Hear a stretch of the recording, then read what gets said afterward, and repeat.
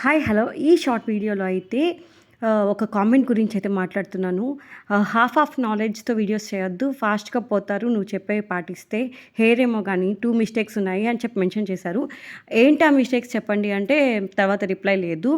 So, నేనేమి half నాలెడ్జ్‌తో నేనేమి videos చేస్తున్నట్టు నాకైతే అనిపించట్లేదు. ఎందుకంటే నా హెయిర్‌లో నాకు డిఫరెన్స్ కనిపిస్తుంది కాబట్టి నేను మీకు వీడియోస్ అనేవి షేర్ చేస్తున్నాను.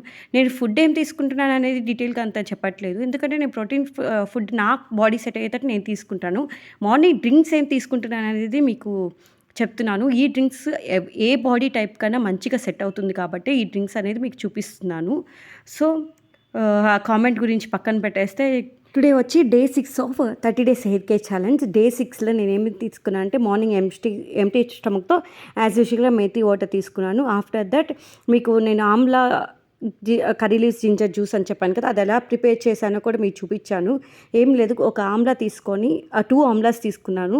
అండ్ కొంచెం కర్రీ లీవ్స్ తీసుకొని అండ్ కొంచెం అంటే కొంచెం జింజర్ వేసేసి కొంచెం వాటర్ పోసేసి mixie పట్టేసుకున్నాను.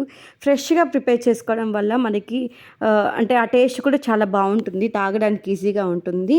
So, after methi water తీసుకున్న తర్వాత ఆఫ్టర్ అయితే ఈ వాటర్ తీసేసుకున్నాను. తర్వాత ఒక 1 అవర్ గ్యాప్ ఇచ్చి కోకోనట్ వాటర్ అయితే తీసుకున్నాను.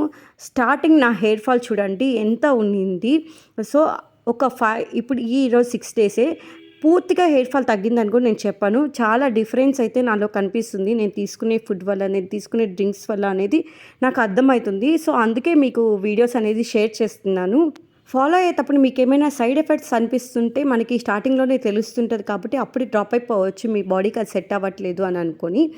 సో, ఈ షార్ట్ వీడియోలో మీకు మార్నింగ్ తీసుకున్న జ్యూసెస్ వరకే చూపిచ్చాను.